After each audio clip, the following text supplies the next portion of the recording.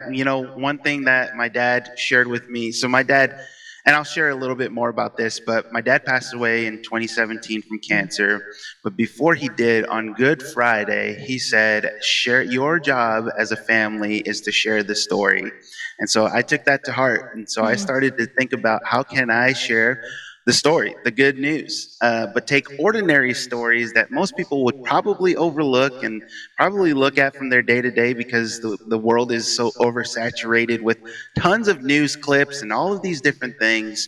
But how can I turn these ordinary stories, make them extraordinary, and turn people towards Christ? So that's how So all of that came good. about. Is that when you like literally jumped into building a platform and sharing from that way?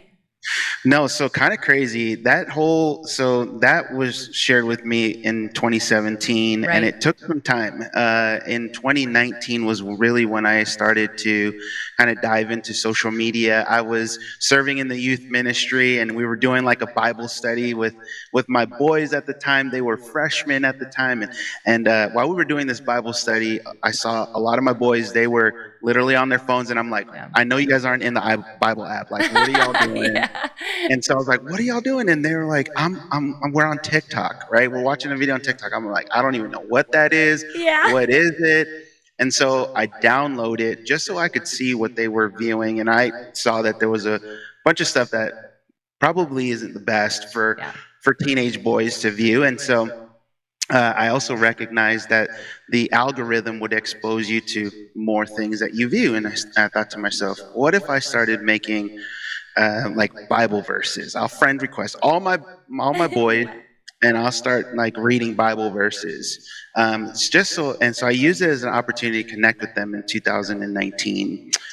2020 hit, and I found myself stuck at home on lockdown.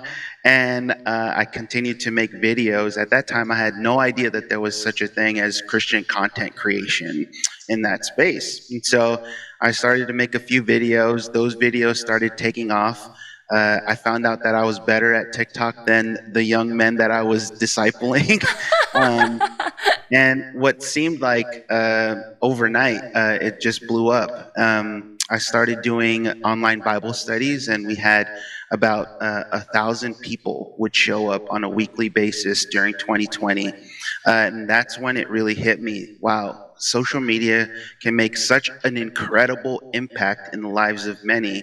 And while many people shun social media because of the darkness that's on there, well, hey, I'm called to be a light in dark places. Yeah. And so that's when I jumped in head first. It's so wild and such an honor to your dad. And I know that he is so proud of you and your father, Abba, in heaven as well, right? And it's so cool because we often think that the things that are distracting especially the youth or generations below us. And I remember as a millennial, people saying that, like, oh, they're so entitled. Well, our entitlement has actually entitled us to be fearless for Christ. It's actually entitled us to have more power and authority and operate under the anointing that we were gifted that our parents never had access to because they didn't walk in that same power. And so I think that when things like that happen to the smaller, the younger generations, and sometimes it's the older, but I'm really thinking of like Gen Z, understanding that those are actually vessels in which the Lord wants to operate and can operate and initiated. And so if it's being allowed, God is a part of it somehow, some way, because nothing is out of his hands. It all goes through his fingers. And so I love that you took ownership in that. And I'm seeing more and more Christian creators come to life in this understanding rather than saying, oh, that's of the devil. It's like, no, actually, it's a tool.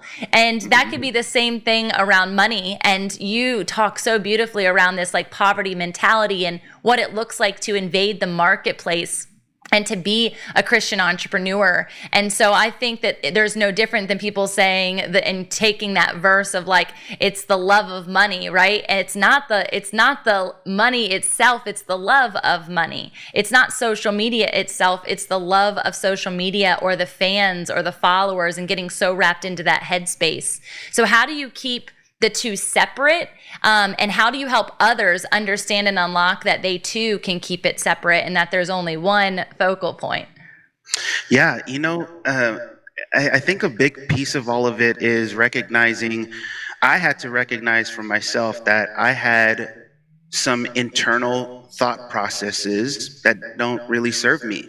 Yeah. Um, and it wasn't until back in 2013, I was exposed to a personal development and leadership course. This was prior to me finding Christ in 2017. But I attended this personal development and leadership workshop. It was based in emotional intelligence, and it was an active workshop where we would walk through a bunch of things. I had a lot of light bulbs go off, and I recognized, wow, like the world isn't what I thought that it was. The things that I thought were truths are actually not truths. Mm. I had a lot of fixed mindsets and limited beliefs, and so it had me think about a lot of things. Then I come to Christ in 2017, and I found out that there was a big chasm between both of those two realms. Yes.